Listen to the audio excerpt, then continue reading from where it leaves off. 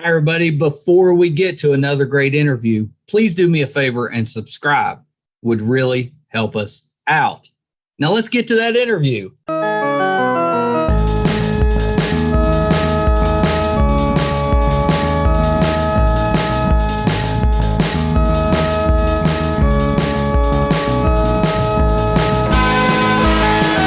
Hi, everybody. Welcome to another edition of Too Opinionated. Pretty excited today. I've got artist and interviewer Victoria G with me. So welcome, Victoria. Thank you. So this was a fun one for me because you reached out to me. I didn't even have to do any work. Well, that's good to know. Saved you some time. That's right. That's right. So let's start this way, Victoria. Tell us a little bit about, what you do, what are you involved in, what is your career path? Well, I do quite a few things. I'm not like Jill of all trades or anything like that, but I do like a few things. You do.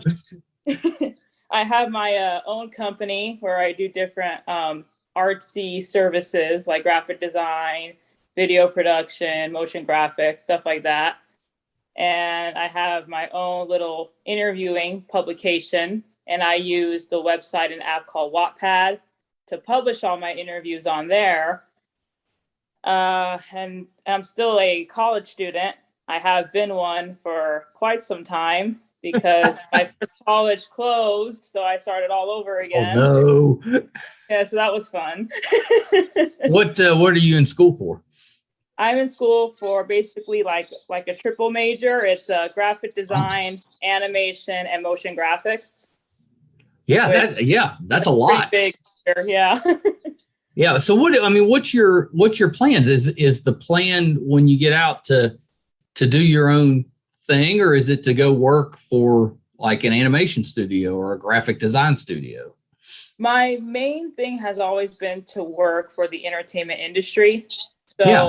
I have been applying for jobs based on what I feel that I can offer, but because I'm still in school, I can't apply for every job. So my main goal is to work for a big studio like a Warner Brothers type, but to still have my own little thing on the side for like freelance work. Yeah. While I wait to get to that point. That's kind of like my main thing right now. I think that's smart. I mean, when you go out there and start looking for a position, you've already got your own company that you've been doing some work on. So much easier to kind of show what you can do. I think that's smart. Thank you. I watched your short film Noise. Oh, thank you. Yeah, I thought it was really good. Thank you. Was that your first one, or have you done a few of those? In high school, I did experience like little student films that I did for academic decathlon class, but it was more like kids just messing around. It wasn't like taking anything seriously. This, I really tried to take myself seriously because it was for a college project, and it was like one of my last classes for my associate's degree before I go into my bachelor's. Right. So I really wanted to make it look as professional as possible, and I think I did okay with that. Yeah, it looked really good, and you acted in it as well. I could not act very well, I don't think, but I didn't have anybody else who was willing to do it. So it was like, okay, I guess I'll just film myself. I thought you did a good job. I was going to ask you if you had any plans to do any more acting. I thought it was good. Well, thank you. If I get enough compliments on it, then maybe I'll do more acting. Because so far, I've been getting like some people telling me that the acting was good, and then others are just kind of like, yeah, and you acted. Okay. That's not what you want to hear. Yeah. So what is Noise about? Well, Noise is a accelerated version of my own obsession with watching TV.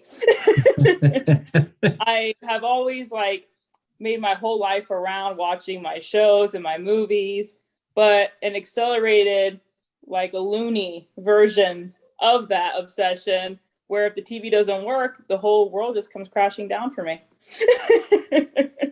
Yeah. Which is not entirely untrue. There have been times when the TV doesn't work, and I do feel like my whole life is just going to end. So, Yeah, and you're not alone. I mean, I know you chose a TV, but you could pick like any technology, and if you lost it, it would mess people up.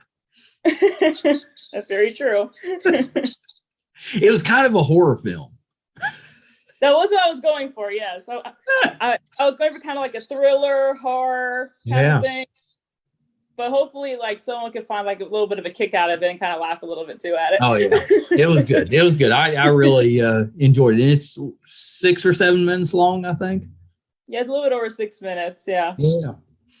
Yeah, it was really good. It's really good. So I've been checking out your interviews, and I think it's really interesting that you're doing them in print. You know, you're doing them like email type interview. You email the questions. And then they email back. Why did you choose that medium? Well, I started doing this like before the pandemic. Yeah. Just out of me kind of feeling it out and then seeing what works and kind of being shy with it. And then I took a little bit of a break, and then I came back, and that format seemed to work for a lot of people, because a lot of these actors, they're so busy with like set stuff, and didn't want to like make them feel that they had to like stop everything to just talk to little old me. That's kind of how it started. and then it just kind of took off. And then when COVID happened, it turned out people like this format anyway. And a lot of other people have been doing this kind of format whenever COVID happened. So it kind of just worked out that way, that I started that format, and then it just kind of worked for people. So yeah, I think it's really well done. And I never thought of doing it that way, but it really is a good way to get people to respond. You know, when you're reaching out and trying to get people for your interviews, it's a really good way to do that. Because one of the issues we could run into is just that, you know, their actors are busy. Mm-hmm. So you have to find them, or you have to find one that's willing to work around their own schedule, or you have to wait for when they have a lull. So, you know, you get a lot more no's than yes, but it's usually not because they're uninterested. It's just because they don't have time. Yeah, that is a big part of it. I got a lot of no's, I think, like in terms of a response rate, maybe a 20% chance someone has said yes to me in the very beginning.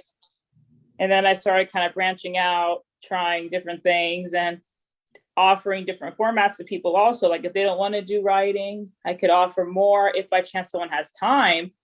But most of the time I end up grabbing people when they're trying to film something. So I guess it's just me not timing it right. So as I've been doing it more, I've been actually talking to the people's agents more, and also to studios, and trying to get in during those press junkets. That way, hey, they actually have time. Right. If I'm part of the junket, then we can do like a Zoom thing or something. But that just hasn't happened yet. Yet. Yeah, exactly. How do you get your guests? How do you choose who you want to talk with?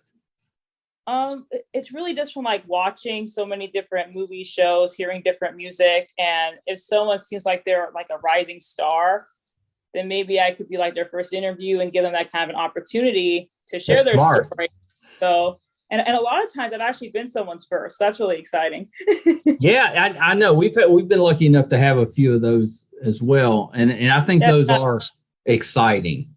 Mm-hmm. And it's wait until they really start getting some roles and getting bigger. It's a blast. Yeah. I've actually like interviewed people who had like 100 followers, and like 1 year later they have 1,000. They have a little blue check mark. It's like, oh wow, good for them. Yeah. Making progress. Acting's hard. Yeah, it's cool. Well, and I saw you it's not just actors. You interview some other people, you know, with different professions. Yeah. Yeah. I try to get anyone who's like in the creative world, you know, artists, singers, dancers, models, but it seems like I get mostly actors is what I seem to get of, which is fine with me. Yeah, that's cool. Give everyone like an equal chance. That's right. Nothing wrong with that.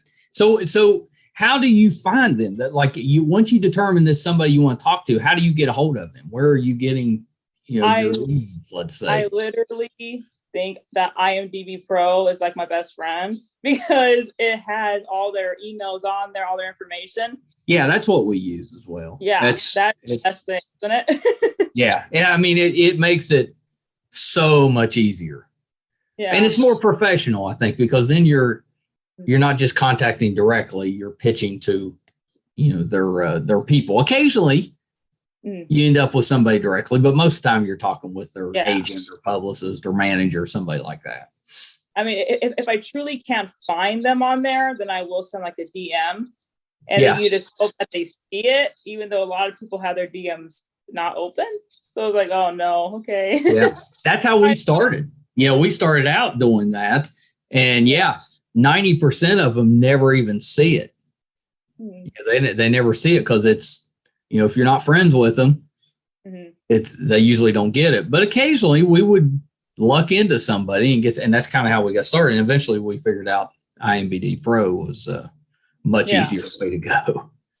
Oh yeah, it's the best one for sure. I assumed that's what you were using, but I figured I'd ask and just see. You've had a couple of people that have been on our show. So you talked to Christine Solomon and Rebecca Metz. You talked to her. Yes, I did. Yeah, both of them are just terrific. Oh, yeah, they're great. Yeah, they were a lot of fun and just very nice people to talk with. Oh, yeah, have you had, is there any interview that stands out? Somebody that you were like, ooh, this is a big one for me, or one that you really enjoyed? I've had a few like starstruck moments. Yeah. Like, I actually got them. Oh my God.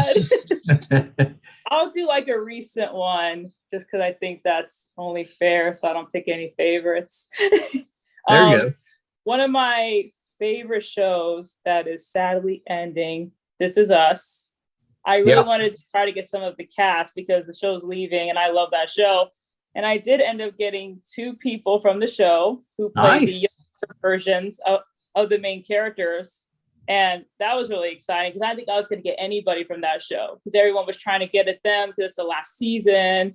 And I thought, I'm not even going to try. No. And then I went in there like, okay, fine. So I sent the email and I ended up getting 2 people from there. So that was pretty cool. Yeah, that's great. And I think that's a nice way to do it. If you're watching something and you're enjoying it, then why not try to get people from that show or movie or whatever it is on or talk to. I don't know. It's like it's enhancing the fan experience. Yeah, for sure. Yeah. And I try to act calm too. Like, oh, big fan of the show. But then I'm thinking, I'm freaking out. Yeah, I do that like every interview. Trying to be professional, but I'm freaking out a little bit. Yeah. I think that's normal. Because you kind of have to, right? Yeah, for sure. I mean, you want. I wouldn't want a bunch of people on the show that I didn't like. That's very true. Who wants to do that? I'm trying to get people on here that I think are talented and would be a good interview and people that I enjoy, or I enjoy at least the things that they're on. We talk to them that way. So I think that's really interesting. Is that something that you intend to keep going in some form? With the interviews? Yeah.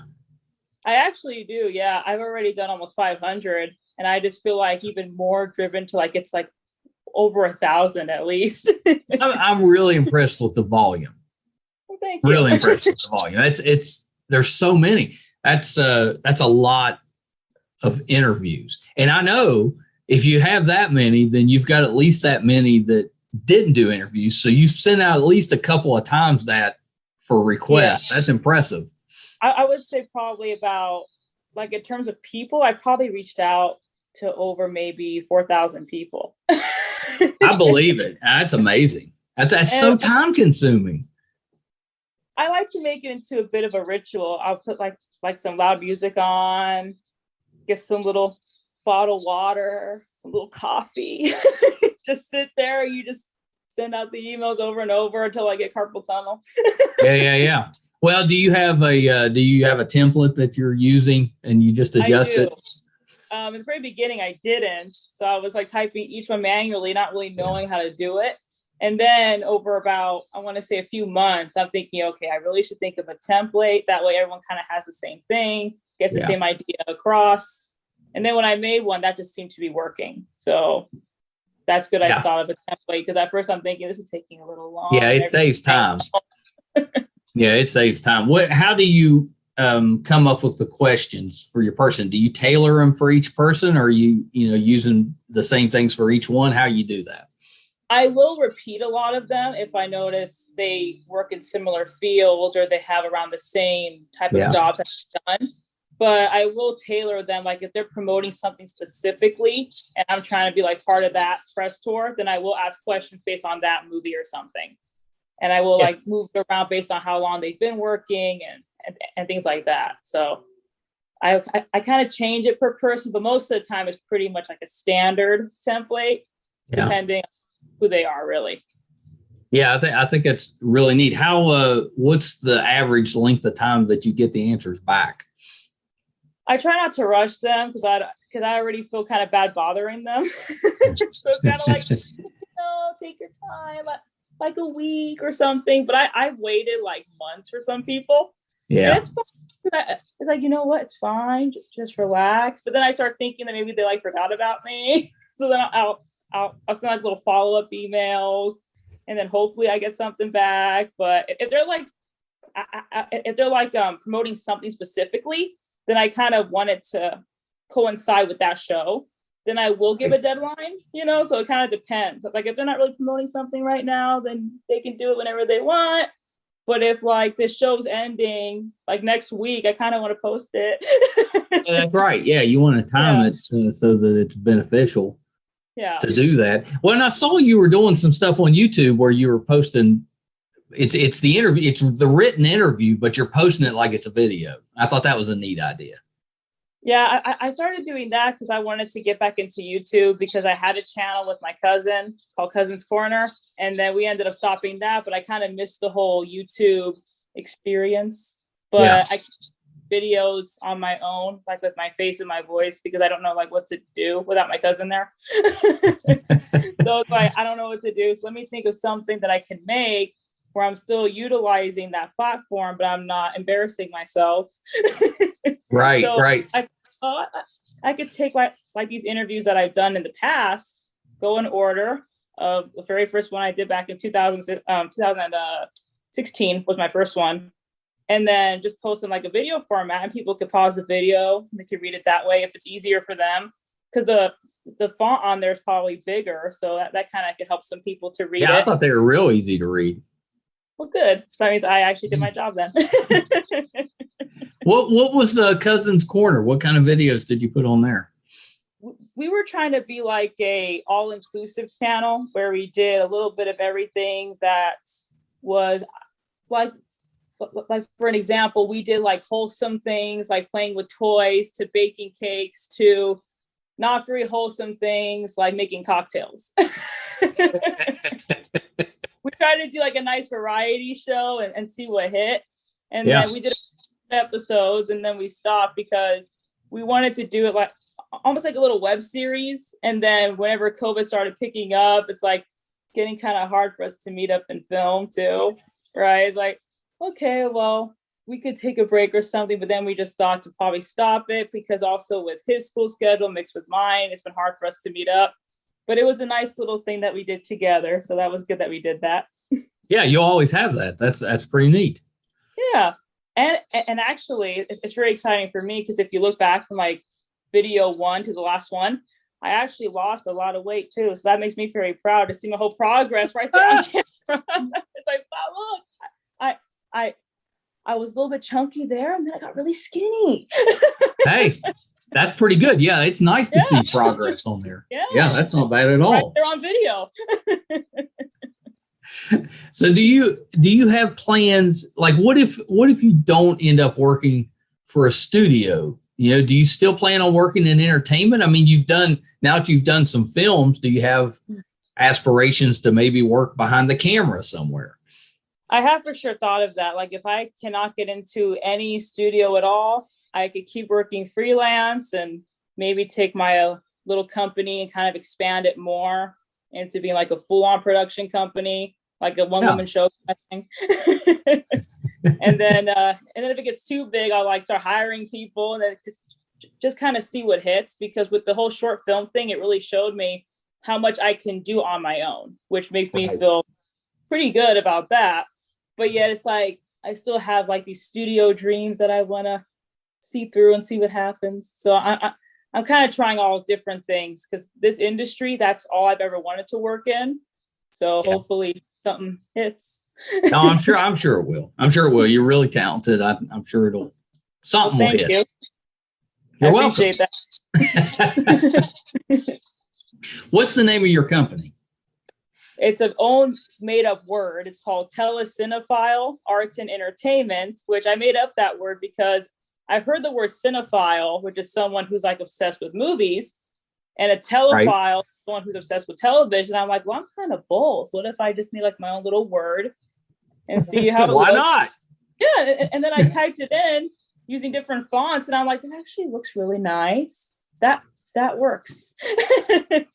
I also made up my own word, MeisterCon. That's cool. Yeah. So it's Meister from Burgermeister Meisterburger, from Santa Claus Comes to Town, the old claymation Christmas special. And then Khan from Wrath of Khan, Star Trek Wrath of Khan. I was like, nobody's ever going to have this name. So far, I've been correct. That's a good thing. Yeah. Because like, if someone were to like think of a name that's too common, you kind of fear someone else may take it, right? That's right. Then you gotta like remake all these T-shirts and stuff. I don't want to do that. The heck with that. So what does your company do? What are some of the services that you provide? I do graphic design stuff, photo editing, video production, music production, basically anything, any kind of like visual arts, creative kind of services. And now I'm starting to kind of add filmmaking in there too now. So that's pretty cool. Yeah, that's a lot. Yeah. That's a lot of stuff. I wanted to make sure all my years of college wouldn't go to waste, Yeah. I could take everything I've learned and kind of sell it to people. If you get the chance to work for a studio, what kind of stuff do you want to work on? Are you wanting to do animation, or you wanting to work on film? What kind of stuff are you wanting to work on? I've always said like my main thing is like anything in like post-production, like the editing stuff, things like that, because my original goal was animation, but then I was told by so many people that you just really can't draw very well, and you kind of have to be a really great person at drawing to work in animation. It's like, okay. Yeah, those are hard lessons to learn.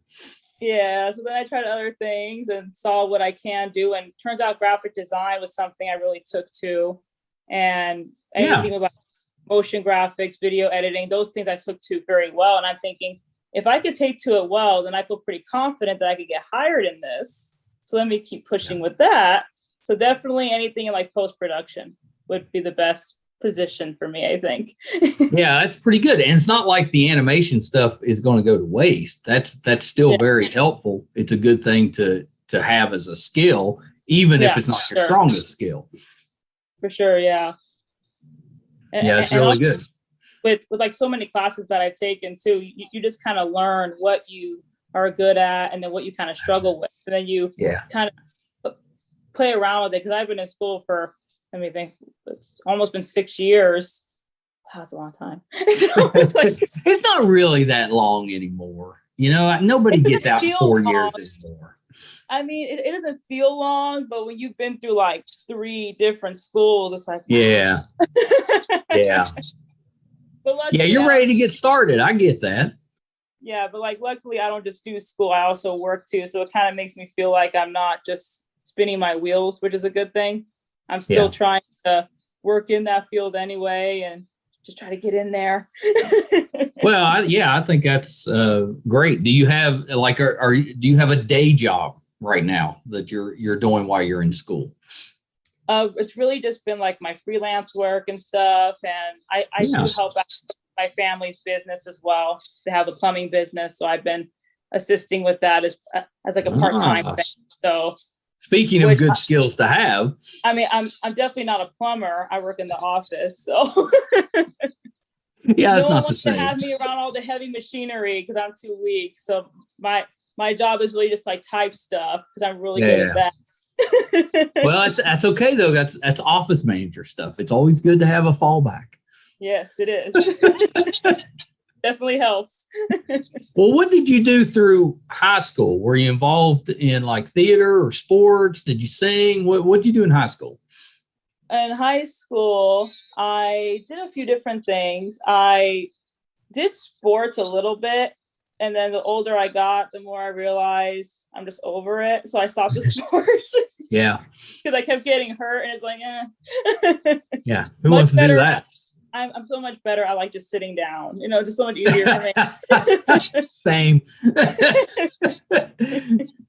And then I took a drama class for a few years at my high school, and I did one play, which I make it sound like this one play was like this massive production. It was really just one play, but I make it sound like this really big thing that I did. Or do you mean it was just one play or like it only had one performance? One play, one performance. But the way I talk about it is like it's this really big thing. What was the play? We made up our own little idea called Grandma Got Run Over by a Reindeer, but we turned it into like a whodunit kind of thing. And I actually like that. And I played Grandma. Oh, you were Grandma. I was Grandma. Did you have a death scene? No, unfortunately. It's actually really upsetting because I've always wanted to like try to like play dead. Yes. And yet I didn't get to have my moment. I didn't get to do that. Well, you need to make a short film about that. Take that idea, make it into a short film, but give yourself a death scene. If I could play dead really well, hopefully. Oh, yeah. Yeah. Well, you'll find out. That's very true. And if it doesn't work out, I just won't post it anywhere. I think it would be a funny idea if you did that and you got a stand-in for any time you had to do anything active or for the death scene. But you'd need a stand-in that was obviously not you. Because, they use stand-ins in Hollywood, but you're not supposed to be able to tell it's a stand-in. Right. But I think it'd be hilarious if it was very obviously not you. And it was only when you were like, in a fight scene or a death scene, something active. And then you switch in somebody that's just complete. I think that would be funny. I actually like that. Yeah. Because it also means that I don't have to move too much either. That's right. That's right. Sit back. Somebody's going to steal that. We're going to be watching. You binge TV. You're a fan. We're going to be watching someday, and Netflix or one of these streamers they'll have that as an idea, and we'll be going it. We should have acted on that. Probably, yeah, because it does feel like all of the like really good ideas have already been done, which can be that's something that can be kind of like frustrating. I think whenever you're like watching stuff, you're thinking different ideas. Like someone already did that. Someone took that. Yeah. Well, I think don't you think that's why so many shows are coming back? You get or redone. They're redoing the 80s and 90s shows. And I think that's why it's difficult to come up with a fresh idea. That's very true. And also it's like people of like a different generation can watch these things who didn't grow up with it, but then they have to modernize it too, where it matches whatever the kids are watching these days also. Well, that's right. That's right. I usually don't like the modernization as well as I like the original, but that doesn't necessarily mean that the new one's bad. You just get attached to the original. Yeah. You just can't compare. You got to look at it like two separate things. You do. So okay. So during COVID, when we were going through that lockdown stuff, what were you watching? What were some of the things that you were, binge watching at the time? Well, I was trying not to binge watch the same things that everybody else was because I didn't want to get trapped in all like the streaming traffic and then deal with buffing and stuff. So I was trying to think, what are people not watching? So I just started finding a bunch of like hard to find foreign films that probably one was watching because they're harder to find, and plus I get to like rent them for like a couple $, see if I like it. And I like probably saw like just in COVID alone, I think maybe over 1,000 shows and movies. Oh my gosh. Which makes me sound like I didn't do anything, but yet I still had school and work. But that's a lot though. So were most of them subtitled or dubbed? Most of them were subtitled. And then I saw that were American, but they were like on my DirecTV DVR list, so I didn't have to deal with the whole streaming crowd. I just went in there, push play on things that I've been like collecting for a long time, and even shows that I didn't watch when they first came out. Like with a good example would be like Watchmen, that one show that came out, which that came out back in like 2019, but I never saw it. But I had it on our list, watched that, and I really loved that one a lot. Yeah, it was good. I was very disappointed they didn't bring that back for a second season. Yeah, I was a little surprised too, because I know that it did really well. So I thought, I don't know what's going on. Yeah, me too. And it left it open. Yeah. At least enough where you could have had a second season. Maybe they're probably waiting and then they'll bring it back like in 10 years or something. I mean, you never know. I thought the same thing with Lovecraft Country. I liked it too. That was also a great one. Yeah. Yeah. And then it didn't come back either. I was like, come on. That was weird because that one I really thought for sure, because I kept seeing like all these nominations for it too. It's like, what's going on over there? Why they're not bringing stuff back? Teasing us. I don't know. I liked it well enough that I got the book, and then I've never read it. It's still sitting in the closet. Eventually I'll get to it because I wanted to see. I was like, I wonder if the book wrapped it up, a little better. But who knows? Anything else that stood out? You liked Watchmen? Any other ones? Euphoria is amazing. I'll tell you, this is what I think about Euphoria. I love it. I think it's it's an amazing show. But I can only watch one episode at a time, like one a day. It's just too much. I think the most I watched in one day when I was trying to catch up with it was probably 3 in one day, and that was a lot. I'm sitting there. That's a lot. Like an hour seems like you've watched an entire movie. Oh yeah. It seems so much longer than it actually is, and not in a bad way. I don't mean in a bad way. Yeah. It's so heavy.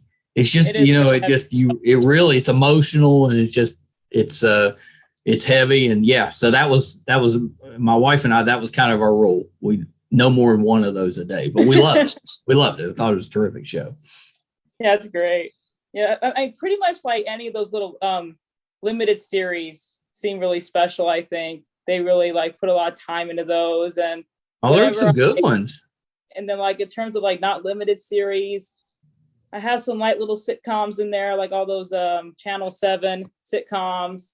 I watched like Wonder Years. I watched that one. Oh yeah. Let me think what else I do. I liked Wonder Years because it at the end of it they like show the actual people a lot of times. The ones that actually were who they played in the episode. And I thought that was kind of cool. Yeah, it's a cool one. I'm trying to think what else. SpongeBob. I still watch SpongeBob, even though I'm really old now. Everybody loves SpongeBob, though. Yeah, that one I still watch. Nothing wrong with that. I watched the reboot of iCarly. I watched the reboot of Rugrats currently also. I didn't realize Rugrats was back out. I knew iCarly was because my son watches it, but I didn't realize Rugrats was back out. Yeah, that one came out in May of last year on Paramount Plus, and then now they're playing one episode a week on Fridays on regular TV. So like if someone doesn't want to do streaming, then they could just go on there. Yeah. I need to so Rugrats was one that my oldest daughter watched when she was little, and now she's got little ones, so I need to let her know. I'm like, hey, it's back. Oh, yeah. Get them watching it. And it's actually very similar to the original, but they have little modern touches, like they will have iPhones in there, so they do have little modern things. That's really cool. I remember there was There was Nice. a PlayStation video game of Rugrats. And I should have a few of them, but I can't remember. yeah, it was, I mean, it was like PlayStation 1, you know, or just the basic PlayStation. But I remember the Right. kids wore that thing out. But you had to fight Reptar, and you know, it had some adventures in there. I was like, okay, Yeah. that's how you know you made it, if they turn you into a video game. Very true. We could totally do a video game of a podcast just like this, and you have to choose the questions that you want you know, you could do like your avatar could be your interviewer, so you get to make That's that cool. up, and then you get to choose the questions they ask, and depending on what you ask, your guest will react. And you know, if you ask the wrong question, maybe they react poorly, and it goes back. I don't know. I think there's something there. People play that. What's the one you play that's supposed to be like a real life? Oh, the Sims, I think. The Sims. Yeah, Sims. It wouldn't be any worse than that. I actually like that idea. I actually like that. That's cool. two good ideas we've had just in the last half hour. Very true. Very true. Well, okay. So Victoria, what else, you know, is your plans for the future? So you got to finish school. You're going to keep doing the interviews. You know, anything else that you have plans to try? I do have plans to try to sell a original screenplay I wrote. Yeah, I'm so glad you brought that up, because I wanted to ask you if you had thought about writing. You know, you're one step away from it. You're having to create all this stuff. You know, I wanted to ask you if you were thinking of doing the screenplay type of thing. I actually did write something during COVID is when I started writing it. And then I ended up finishing it around 2021 is when I finished it. And then as soon as I finished it, I was all excited. And then I started calling all these different studios. And I keep being told that you need to have an agent before you could sell anything. So then I've been agent hunting. And then that's been not as easy as I thought. I know. You think it would be fairly easy, but it's not. That's apparently tough. A lot of work. What's the idea? Without giving the whole thing away, what's the idea? It's kind of like the way how my noise one was, where I take something that happened to me, but I accelerate it by like 100 notches to make it more dramatic. It is about a college that closes, like what happened to me, but I had the main character go into a bit of a mental spiral, you know? Yeah. A little crazy, which I didn't go crazy. The most I did was like cry in the corner for 10 minutes and I just got back up. And then I just thought, okay, finish it out and then find a new college and then don't freak out. And then I cried a little bit again when it actually closed, but I didn't have like any mental craziness, nor did I see anything. But I just thought, you know, you could take this idea and make it into a movie, but have the main character go seriously crazy. Yeah, you absolutely could. I could see it either way. You could do a movie or you could do a limited series. Yeah, so that's how I thought of it. You know, it's like 90 pages, a good hour and a half long is how I'm thinking it could be, right? Well, that's right. It's supposed to be like a page a minute, right? Yeah, because I was reading that if you go over that limit, that studios will be less likely to purchase it because then it's too long to produce. So my idea was much longer and really dragged out. And I thought, okay, well, let me take it and polish it. That way it's not so long because I'm like this nobody coming off the street. Yeah. And then I finished that, got it registered with the Writers Guild. And I thought that was all I needed to do. And it turns out you need an agent and all this other stuff. It's like, oh, okay then. So I've been on the hunt for like all these kind of networking events that I could go to and try to get an agent that way. Because obviously cold calling's not working. Yeah. Well, yeah, it's just, it's tough. And it doesn't really make sense, because why do you need an agent? They're just going to pitch it for you. You could pitch it for yourself. I did ask about that. I want to say like my third phone call. I was like, okay, why do I need an agent? just because I'm genuinely curious, like what are they going to do? Because I don't know how this stuff works. Right. And they were telling me, well, the agents have relationships with the studios as opposed to just a random person coming in. So it kind of gives the studio more security of who's coming in with the script. Okay. I totally understand that makes sense. Yeah, that makes sense. So it's a relationship thing. That makes sense. So that I get it. You know, it's part of the business, right? That's right. That's right. Well, and so you also cover film festivals. I did that a few times last year. Yeah, it was actually kind of fun. It was something that was just kind of given to me as an option. I was trying to get on a press tour for a Netflix movie, and the people who were running it, turns out they had a film festival coming up, and they did not give me the movie, but they gave me a film festival. I thought, I had no idea I was even qualified to like do that. Okay. So then I took it. And then I just kind of ran with it. And then I did 3 of them. And it was really nice. I got to watch all these different movies from the comfort of my own home and do all this different streaming stuff. I got to interview all these really cool filmmakers. So that was really cool, which also kind of inspired me to make my own film also. Like, okay, if I make a short film, see what happens. And it turns out that was an assignment from my college class anyway. So that was really cool. I got to do a few different things all for just 1 month. Yeah, I think that's really neat. We've been to a few of the film festivals. We cover mostly conventions. You know, we'll do the convention route. But it's really neat when you can get that press pass, because it does give you access to stuff that you wouldn't get otherwise. Oh yeah, because I've always been watching film festival live streams on my computer since I was like 12, 13 years old, and thinking that'd be so cool to go to that. Now you're doing it.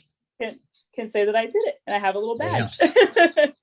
Yeah. We went to, right before COVID, we went to Sundance. We had a project that we were out there pitching, and it's so cold, you know, so you're out there and you're probably side by side with famous people, but you don't know because they're so bundled up. You never see anybody's face. You know, they're all bundled up.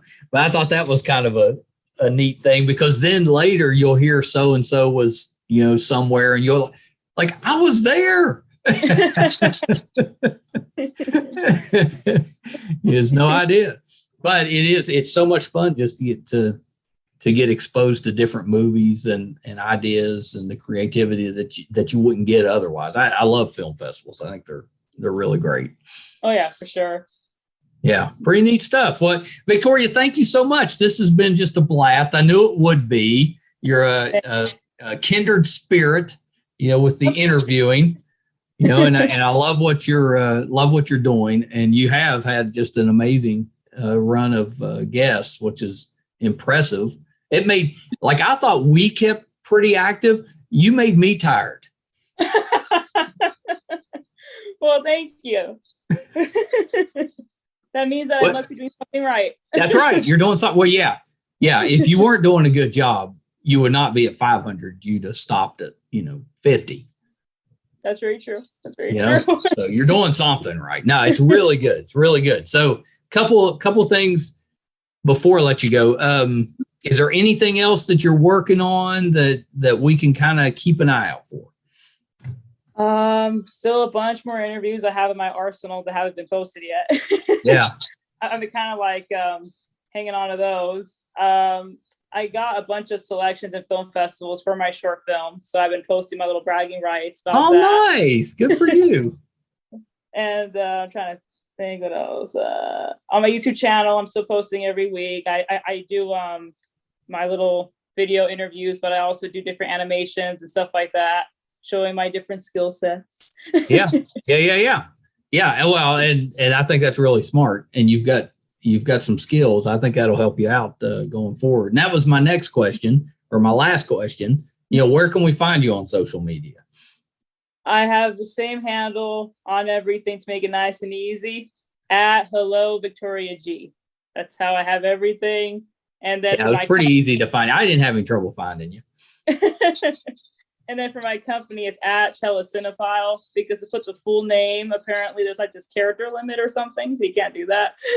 Oh, really? Yeah, I think it was Twitter that had like this character limit, so I had to make sure that everything matched Twitter. Right. And then I have another page called Telecinemaphile Inspirations, which is really just me posting once a day all the different shows and movies that I'm a fan of and that inspire me. Yeah. I like that one. I enjoyed that one. Because, I do that stuff too. I'm like, oh, this is good. Other people should be watching this. Yeah. And I try to do like a nice mix of things that are really hard or that are really, or that are like really friendly and sweet. Yeah. You cover a wide range. I think that's good. From like kids shows to like these weird little foreign things I found or something very different. And hopefully someone will be curious and watch it. Yeah. Oh yeah. I'm sure they will. What was your favorite cartoon growing up? The original Rugrats. That's been I thought that's what you'd say. Yeah. That's been my ultimate favorite. But the largest like collection I have is like SpongeBob stuff. So people think that that's my favorite. But SpongeBob is like my third favorite, and my second was Avatar: The Last Airbender. So those My stepdaughter, big fan of that one. Yeah, so those have been like my top three that have shaped me into the person I am. Well, those are good ones. If you're going to pick some, those are pretty good ones, and they've stood the test of time. They're still out there. Yeah. And even with like Avatar's supposed to be coming back too, with like a Netflix movie or something. So it's nice to know that there's a new generation of kids that are going to watch what made me. Well, thank you so much, Victoria. We'll have to check back in down the road and do this again. Thank you so much, sir. Appreciate it. Yeah, of course. Yeah. Okay. Hold on one second. All right. So that was the talented Victoria G. I hope you guys enjoyed that. I'm a big fan of what she's doing, and if you haven't checked out her interviews, they're really good. They're really well done. They're thought out. She asks some really good questions, and she's getting really good responses from just a ton of people in the entertainment business, which is really great. She's so prolific. So kudos to her for that. It's difficult, I think, to put out that much material, but have it be quality. And she does a really good job with that. And I have no doubt she'll end up being a graphic designer and probably sell a screenplay and all of that stuff. She's just really talented, hardworking young woman. So I hope you guys enjoyed that. Thank you so much for tuning in again with us. If you haven't done so yet, we're trying to grow our YouTube channel, MeisterCon Pod. If you could subscribe, that would really help us out. You can find all 400 of our episodes, audio and video, on our website, meistercon.com.